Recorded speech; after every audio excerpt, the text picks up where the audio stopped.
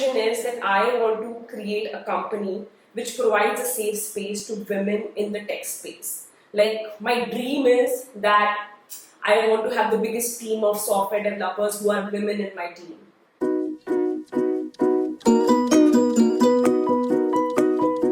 So, my college friends, best friend, how are you?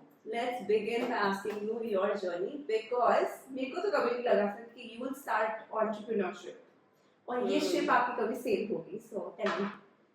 Like you said, that 10 years back, I had not imagined myself to be in some space where I will be an entrepreneur. But I think this is what I tell my younger cousins nowadays as well. कि life में कोई career fix नहीं होता कि आप एक बार engineering कर ली तो इंजीनियर ही बनोगे. Life keeps on changing and you get new dreams and desires and motivation. And I think that's what happened with me. Before starting my entrepreneurship journey, I was working in the development sector where I worked for 6 years to help marginalized communities with my communication skills. And I was always motivated to be there because I wanted to bring some change in society. I wanted to help people. I wanted to see impact of what I'm doing. But when COVID happened, that hit me really hard because just before COVID, I got married and I took a 3 month hiatus and I went with my husband to travel to the US. And I got stuck there because all of a sudden lockdown was announced. And my hiatus, which was supposed to be for 3 months, became a 10 months long journey. Yeah, because international trips were, international flights were not even coming for almost a year, I think. Almost a year. The moment I got to know that the flights are opening to India, that day immediately we booked our flights and we came back. But those 10 months, I did not do anything and I had a lot of time on my hands. Obviously, like everyone else, picking up hobbies, but at the same time thinking about myself, what I want to do in life. And that's when I realized that maybe I'm open to the part where I want to do something of my own. I would be honest that since as a child, I used to think that by the age of 30, I had put a number on it, like we always do, कि इस साल की उम्र तक होने पे ये करेंगे, when you are at this age, you will do this. So I had thought that by the time I'm 30, I would like to do something of my own. So before that, before I turned 30, COVID happened, and then I came back. It was very difficult to get back into the job space because COVID was a hard period for everyone. Like, it was hard for you as well. Yeah. And people were finding it very difficult to go back to jobs. So same happened with me. I picked a few research projects, individual freelancing projects. But meanwhile, my partner Akash, he was already working on an entrepreneurship idea. I did have some of my ideas, but because we were always discussing it and I did not have it in me that time to take the plunge, he was the first one to take it. And then I just joined hands with him because I felt his idea was great and I could also contribute to it. Absolutely. So what? Tell me the idea, bhai. मतलब कहीं तो मतलब idea की बात करें, क्या है idea? So it's a B2B SaaS company. Yes. We are a software company. We call ourselves KaekIQ. KaekIQ is derived from the Japanese word kaizen, which means continuous improvement. It's a common business term used nowadays. So we added IQ next to it, which means the intelligence for continuous improvement. So it's a project management software. If I simply put it, it's a project management software that helps businesses streamlining their different forms of communication and projects. So it's an already existing problem. Many people have project management tools in different setups and companies. It's a common practice. But we realize that especially when it comes to Indian market, these tools have not made a big impact. Only bigger companies are able to implement these tools. Many big names are there like Jira, Trello, Monday.com. But these tools have a little limitation when it comes to the Indian setup. Because bigger companies who are able to transition to these tools, even for them it takes them 2 to 3 years. And everybody is not very tech savvy in India. So we thought we need to tone it down, simplify it for the Indian market, make it more palatable, affordable, and at the same time hand it over them in a way that it doesn't feel like a burden. The learning curve is as shallow and as low as possible. So KaekIQ, it's a project management tool with its regular thing, but it is integrated with WhatsApp. Because in India, people use WhatsApp. So you can manage your entire project management and buttons, everything through WhatsApp. And the benefit of it is that you can include many people who are not part of your organization but they do not have a laptop or desk. They can be a part of the system because they cannot learn. They don't have a desktop, they can't log in, but they can use WhatsApp. Secondly, the learning curve is very small, so it takes you just like few days or weeks to get onto it completely. And third major benefit is that because in India people are already using so many WhatsApp groups for their everyday businesses, now you can do targeted conversation through our WhatsApp. So it improves what people are already doing and takes away the burden of 1,000 WhatsApp groups. So I understand this works for mid-sized companies, but again, larger companies are already doing it with more established organizations. So of course, the journey will be from mid-sized to a larger group, right? Absolutely. So where are you right now? So currently it's been 2 years. It took us a long time to develop the product, and I would be honest, like any entrepreneurship, it takes you a couple of pivots to finally, find your sweet spot and be in that product discovery phase. So I would still say we are still in the product discovery phase where we have not completely pinpointed this person or this size and background of companies our target audience. But what we know definitely is that currently we are focused on medium to large scale size companies. Anybody above 50 employees, let's say that. Industry is no bar. Software industry to manufacturing space, hospitality, automobile. We are trying to make the tool as versatile and dynamic as possible that it can be easily translated to any of these fields. Your partner started something somewhere with software, but what was that point where you were like, "Nee, this will work for the Indian market"? So, because his background is as a software engineer, the first seed that was planted was that he wanted to improve life of his fellow engineers. He felt that sometimes these tools overburden you a lot, and when usually you are in large companies, you don't know what you're contributing to. You are just given a task, you do that task, but you never get to know the larger picture. Okay, so because there are so many bottlenecks. In bigger companies, what also happens is there's one person who knows everything, but once the person goes away, nobody in the team can know what's actually happening. So these different bottlenecks were there, which he wanted to resolve. So it came from his personal story, and then obviously he wanted to do something from his own expertise into the Indian market. But why I joined the company is very different from the tech part of it. Yes, I see that we are going to make an impact. We're going to give a leg up to the Indian software industry. We are bringing other technologies into the country. Those all things are there. But what majorly motivated me was that once I started getting into the field, it was very difficult for me because usually it is not a common space for women to be there. It's usually assumed that tech space is dominated by most of the men. And especially in the initial days when I used to talk to a couple of people on platforms like Lunchbox, people would usually ask me questions like, so can you code? Oh, do you, so there must be another technical co-founder of this company, because they already assume that I might not have the capabilities to do it on my own, which is fine, it's okay. There are different contexts and reasons behind it why that happened. But more and more I started facing all these kind of prejudices and stereotypes. I made a different vision for myself in this company. And my vision is that I want to create a company which provides a safe space to women in the tech space. Like, my dream is that I want to have the biggest team of software developers who are women in my team. So those are my inspirations. Those goals which I have put on myself, that I want to make an impact, I want to bring more women in tech, make their life easier in this space. That is what my goal is, and that's what inspires me to You know, when you're talking about this, I just feel like suddenly one day you'll come back with a 40 under 40 GQ award, and I'll be like, hello, she's there, my god, that is so cool. And then we'll talk again then. But this is amazing. This is something that I think I'm so enlightened with the idea that it makes so much sense. But okay, so when you were talking about how people just questioned you, coding and all, do you feel somewhere that as a woman you're finding it as a male dominant like world in the world of entrepreneurship, one, and two, do you feel like people stereotype you when it comes to these kind of conversations? Actually, both are right. When it comes to the entrepreneurship space, what I have observed is that yes, definitely women, I personally feel women are better entrepreneurs.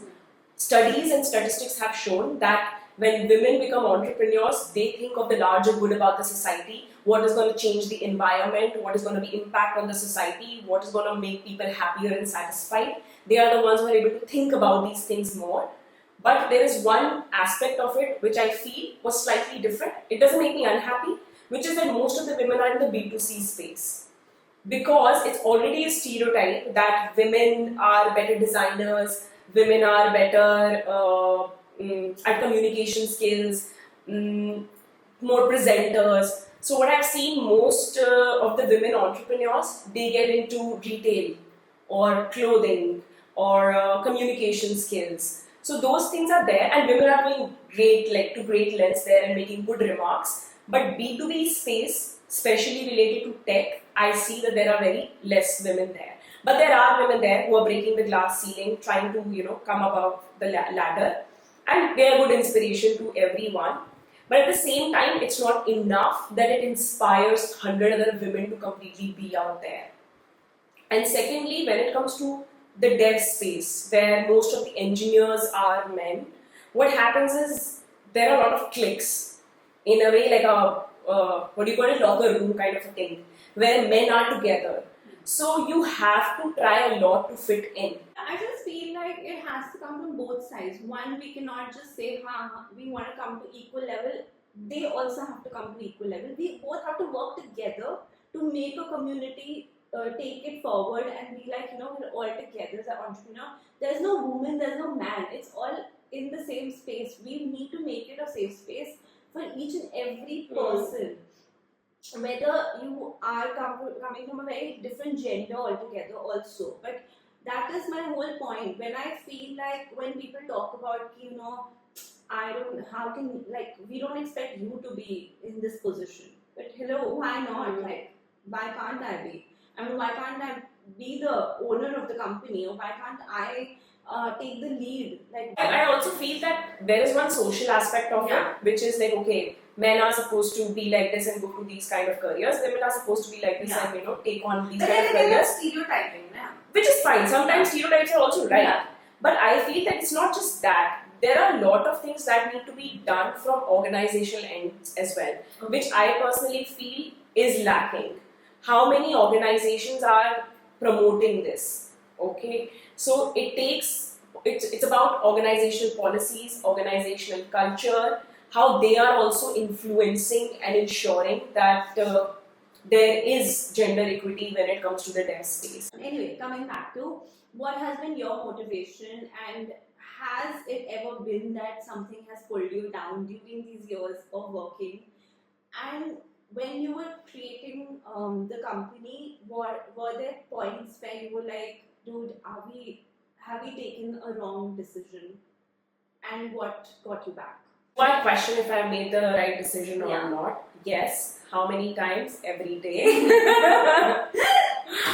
So that's how it goes. I feel that entrepreneurship is very hard. The way it is romanticized as something fun, it's yes, it has its own fun, but it has a lot of dark side as well, which you cannot anticipate until you are in that boat. Nobody can tell you that until you yourself in that journey, and then only you realize what risk you have taken in your life. And maybe sometimes you should pat your back about it, because it's not easy to do it. And there will be low days. There are low days for me. I can say 50% of the days are low days, because when you are just starting out, every day is hard, because you are so tightly latching on to that hope, your long-term goal, that is what keeps you motivated. But it can only keep you motivated if you have enough patience.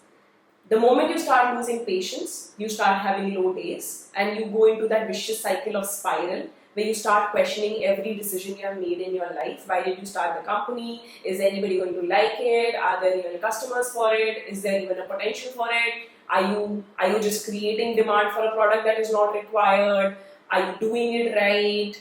Then you start going back into learning a lot of new things again, then implementing new things again, new ideas again, and then you fail again, and you're like, oh my god, this time also it hasn't worked.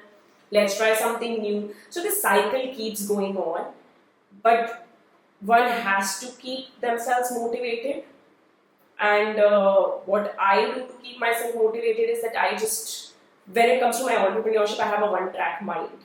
I keep myself focused on my goal, and I know that I need to get there. I might have to take multiple steps. Sometimes I might have to step down 2-3 steps and then again start from 2-3-4. I'm willing to do that because that's the path I have chosen. Yes, am I willing to give up on it? Not yet. Fair enough. Please don't give up on it because we need to see you on the GQ magazine very soon. Okay. So no, but I again coming back to those couple of questions. One is, how do you manage? You told me you are working with your husband. How easy or difficult is it? Because you're working with somebody who you're like partnership of life. Now, today if the business doesn't is having its low days, how do you manage with him? How do you also like draw the line between personal and the professional front? I'm happy you asked that question because recently I was a part of an event and somebody asked me the same question, and that's when I got to thinking about it. I gave the similar answer that time as well, because how it is I think people always say that you should be investing more time in choosing a co-founder than a life partner, because you'll be spending more time with your co-founder than the partner. सुबह से लेके 8 बजे से लेके आप 7 बजे तक co-founder के साथ हो, husband के साथ नहीं हो. ठीक है? Nice. So it is a gamble. People find it extremely hard to find good co-founders, somebody they can completely trust, they can rely on, and can be on the same page 100%. So it's a gamble that I had to take. The good part is that I'm sure of the person I'm going with. I completely trust him 100%. I can rely on him, and I know that if there are issues, if there is any conflict, it can be sorted out. So if you choose to do a business with your partner, you need to be confident of these things. I understand everyone doesn't have similar kind of wavelength and relationship. I have spent a long time with him. We have been together for 10 years now. Wow. So it takes a long duration of your life together to build that trust with someone. So thankfully I have that trust that I could put my heart and soul into it and be like, okay, I can be a co-founder. That's just one thing. But secondly, yes, you have to draw boundaries when it comes to sharing the same business space. And like you said, personal life and professional life. So like people say, space helps you, right? So most of the business talks happens in the office. Personal talks only happens in the bedroom. We try to not change that conversation depending on the space. So अगर office का बात करना है, you go to the office and talk. अपना personal बात करना है, you talk in the bedroom. So that gives you a little, keeps it private and separate. That's just one trick that I use, but obviously there are times you end up discussing and talking about things. ऐसा नहीं कि कुछ phone आ गया, you can't be like it's a bedroom, I'm not going to discuss it now. So you do end up discussing. One way is that. Second is that improving communication skills is very important in the relationship. For example, हमको जैसे कुछ बात करनी होती है, he has taken some business decision, okay, and I am not happy with it, okay. I always give a disclaimer what I'm going to talk about. I would just always be like, hi, I think you have done something else. I want to talk about it. Okay? And then I sometimes announce that, okay, let's have this conversation as a co-founder. I want to have a co-founder discussion. Right. So I start the conversation by making this disclaimer that we are going to get into this conversation this way. So that helps. Yeah. But I also you don't personally attack each other. Yeah, and I also feel not only it comes from you, but also from his side, that equally you understand how to balance it well. It's like a seesaw, somebody has to balance it pretty well. So hats off to you guys, and I look forward to meeting him the next time we do a podcast. Okay, so another question here. How supportive of you guys has been the family? How has the environment been there for you? Has it been that they are like, अरे यार वापस job पे चले जाओ, ये ज़्यादा हो रहा है तुम लोगों का? Yeah, are you be able to meet needs? क्या हो रहा है वहाँ पे? I would say that family and friends, everybody has been very, very supportive about our decision and the call we have to take. And everybody supports us, whether it's financially or emotionally, to make sure that we stay strong and take a good leap in our journey. But there are times when you start doubting yourself, you start doubting others as well. 2.5 years to 3 years for us, I feel that everybody doesn't have the same patience that you have for yourself. And one thing I've learned, as an entrepreneur, you cannot explain yourself to someone else. Nobody can understand what your journey is and what you are going through. So I don't want to put my onus on my family or somebody else. Ki, see, I am going through something so hard, now you understand me. It's not their position to understand. They are not the ones who took a decision like this in their life. And they have a certain mindset. For example, in last 1 year, people are like, okay, so business to chalta rahega, you are already trying it a lot, but maybe now it's a time for you to start doing family planning. Okay, so because they are like, we understand this, but there is also other aspect that needs to be taken care of. I'm not saying they're wrong or right, but because they have their own mindset, they have their own way of looking at the world, you cannot ask somebody else to be too empathetic with you.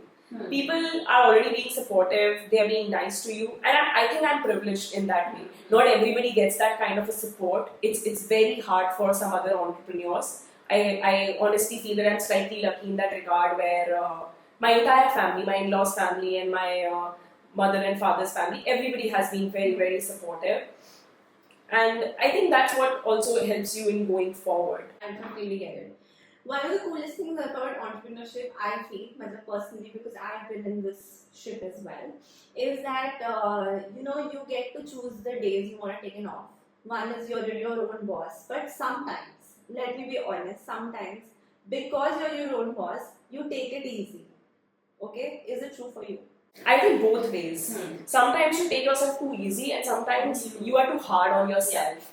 Both these things happen. So I would not deny that there have been days where I was not mentally feeling well, and I had taken called in a sick leave or be like, okay, I'm not available today. Of course, I have done that, and I've taken the liberty of being my own boss. Sometimes I have also met my friends for lunchtime, which would not have been possible if I was working somewhere else. But you work around it. But that doesn't mean I'm compromising on my work, which means I get up earlier, I finish my work on time.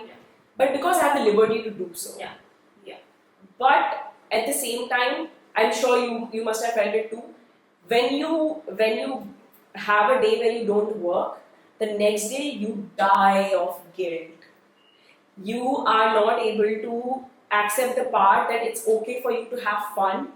It might be nice that you watched a movie, but if you are not working, if you don't put in those productive hours, the guilt gets to you. No, okay. Okay. What do you do in your free time? Let's ask you that, because it can get mundane with your own working 24/7. Because it's your company, you can keep your mind is always working towards the company. But then just to break out of the little mundane, how do you use that time? What do you do? What helps you? So when I started my entrepreneurship journey, there was one thing I was sure of, that it's going to take a lot of physical and mental toll on my body. Yeah. And I did read a lot of entrepreneurship books, read about a lot of other people who have shared their personal blogs. One thing I've learned is that focusing on your fitness and health is extremely important. And that's when I started focusing a lot of my time onto that. Yeah. So apart from work, I do focus on my fitness and health, which means consuming the right amount of nutrition, doing active workout, participating in sports. So those are the things I do, and they help me clear my mind and helps me focus more. So a majority of the day apart from working goes into that. And then, like anybody else, I like doing mindless scrolling on Instagram. Oh, favorite. Nowadays YouTube Shorts is also there, and I also like watching a show, but I mostly watch always one show at a time and maybe one episode a night. And on the weekends, I try to explore some of the hobbies that I have. And I think it's very important to have your own hobbies because they're therapeutic and they help you focus more and understand yourself more. Basically, it's like your thinking zone. Whatever you're doing, you can reflect on your life and yourself. So I'm a DIY girl. I do a lot of things. Sometimes I make terrariums. Yes, this was my favorite because I know you love this, and you ended up making so many of them that I was just like, I want more. Please send some home. But I think that's very creative. I love that part about you because that's something you're also so close to nature. Yeah. That just is amazing. Yeah, thank you. So gardening terrariums is there. Then my partner and I, we have a lot of hobbies together. Like it's a thing where you make like fermented fruit drinks, and then you use them as a mixture in different cocktails. So cocktails or mocktails. So we keep making those batches again and again. Where it's called chong, where we will create this mixture with different exotic fruits like blueberries, plums. Yeah. We have recently made one with karonda. Ooh, I don't know what to call karonda in English. Yeah, but very interesting. It has a very nice texture. Please send some home. And my latest addition is that there was a beehive in our house, so we made a homemade lip balm. Wow! So cool. So from the same honeycomb and honey, we made a homemade lip balm. I don't know why I like this. It's just, I like doing this kind of stuff. Please send some home if you can. Now that we fast exists, and if no rains, hopefully you can send some home. And last thing, I think you obviously know, I love eating. I'm a foodie. Yeah. So exploring food and trying new cuisines is something that excites me any day. Any low day can be turned into a good day if there is good food in front of you. Of course. Okay. So last word for people who want to shift to entrepreneurship, who are just graduating and think of this as their big plan, or for people who are stepping into it as their first baby steps. What is your little advice or little piece of word or whatever? My advice would be entrepreneurship is a journey which is about constant learning. The earlier you step into it, there is a more space for you to learn. Like if you start at the age of 25, if you have the support system and the right resources, you start early. So you learn fast. There's a concept of fail fast, right? Yeah. So you fail fast so that you can learn better and you have a better direction towards your journey. The second thing I would say is that nobody's journey is same. You can read 1,000 books, attend different accelerator programs, listen to different other founders and their journeys, take inspiration from it, but there is no black book. That there's no blueprint, that if this person has implemented this kind of work to do their sales, you can easily translate it for your product. It's not going to happen because every product, every service is subjective and you need to have your own flavor in it. Until you test and try out new things on your own, it's not going to work. So be inspired but don't follow anything as a blueprint would be my second advice. And my third advice would be that you have to be prepared for some compromises in life, which means your interpersonal relationships, your personal health. These two things definitely are going to be impacted no matter what kind of a support system you have, until and unless you can be very strong and confident in yourself that you are willing to compromise it. Like I'm being very honest. It has impacted a lot of my friendships, my relationship with family, the way I look at things, because my priorities in life have changed. Okay, wherever I'm making a decision that I can meet someone or not is based on, do I have something to do for KaekIQ today, or am I willing to miss it and go out with my friends? Most of the times I have said no. So it will create a space between your extended family, your friend group. Yes, many of them are going to be supportive in the journey, but you have to be aware of the part that doesn't mean it's going to be forever. Once things start getting better, you can fix this. This will again become better. But there will be a time period that might be hard for you. Yeah. But I also feel if you have the right support system, you can go anywhere. And honestly, you have to have the right kind of friend group also to understand that, hey, she's in this journey, we need to let her be. Or let him be, or whatever, whoever be. But I just feel having the right kind of support system, whether it is family, friends, partner, in your case, so your partner is your everything in this point. But having said, you have to be in the right circle. So I just feel when you're in the right circle, you can achieve anything and everything possible. 100%. 100%. Yeah. But sometimes everybody doesn't have it. Yeah. So I know it's hard. Yeah. I'm just saying that, I'm saying it in a positive sense. Yeah. That sometimes having more awareness Yeah. that this is going to happen can give you more confidence so that it doesn't come as a shock to you. Yeah. That you are thrown into this thing and now you have to face it. No, Yeah. be prepared that this can happen. But you also have certain measures that you can take that will protect you from it. For example, one thing that I make sure I do is I take out time for my family. Yeah. Because I knew this is going to happen, I saw it happening, so I make sure that I make it a priority to take out specific time for my family and spend time with them. They are my priority, whether it's their health, if something happens to my parents, if they are sick, there is a birthday party, there is a marriage. I have not missed a single marriage or birthday party. Yeah. Good times or bad times, you can be there as an entrepreneur. Yes. That I think is a very good positive side to entrepreneurship. But having said that, you also, like for me, I tell you one of the things that I feel, and it's so funny because I keep telling my friends and everybody that I've become an entrepreneur. That's great. I like what I do. I love what I do. But I have, one is I get distant from my friends, and also the avenue to meet new people becomes lesser. I feel like personally, because when you're in the corporate sector, you end up meeting more and more people because you're in an organization and they're like, hey, there's a meeting. But if you're in like a B2B or like a B2C where everything is online, it's a part of the internet, it's very difficult to meet people in person. And then people also judge you that, that's how you do this. Oh, I don't think we can match our mindsets like this because I come from a very different world. So I just feel that whole idea of meeting people outside my my group becomes very difficult. So I always tell my friends, if you have common friends, please, because I really need to meet new people. And I think the reason why I travel so much is also because I get to interact with people from different worlds altogether.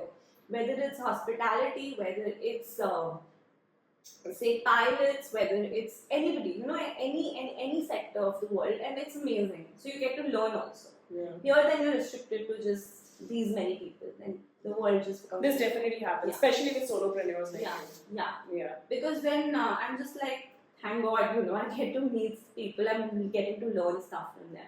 Okay, lastly, do you have any questions for me? I think there's one question that I always wanted to ask you. So, you always inspire me because I have never seen or met anyone with so much of perseverance and patience. And also hard work you put into things. What I've always seen is that you don't give up. You never give up. No matter what people tell you, how you feel the world is perceiving you, if you have put your mind into something, you keep on going, even if you have to fail 10 times, but you don't give up. And I think that's something that really inspires me. So I really want to know, how do you do that? Okay, I have to be honest about this. Behind closed doors, I may scream, I may screech, I may cry, and I may pull my hair down and be like, dude, I can't do this. But when I'm out of that door, I am that strong girl my parents raised, and I'm like, you know what? Let the challenge come. I'm going to face this and I'm going to work towards it. I'm going to make it better. You throw lemons at me, I'll make a margarita out of it. That's how I look at it. I mean, all this sounds so cliche and so bookish, but when it really comes to real life, I think you just have to put the map down and look at the long-term goal, because at the end of the day, I'm looking at my dream home and my dream car, and I'm looking at those all those goals that I made for myself, that hey, this is what I want to achieve at the end of the day, and how I'm going to achieve it is by working that hard. And okay, there'll be criticism, and okay, there'll be people pulling me down, and there'll be bad days and there'll be worse days, but then at the end of the day, I always remember that long-term goal, and I then also go back and think, where did I start from and where I am now. And there's one thing that I have to tell you, I have an amazing mom. Like, she is my biggest cheerleader and my biggest critic. If I am doing something wrong or if I'm doing something great, she will be the first person to tell me that, and she is the one who gives me the pat on my back, good, well done. And if it's not a good day, then she'll be like, I don't think this is working, and you need to reflect upon it. And I have to admit, I'm a little stubborn, so I have to also really come to terms with it and go like, hey, you know what?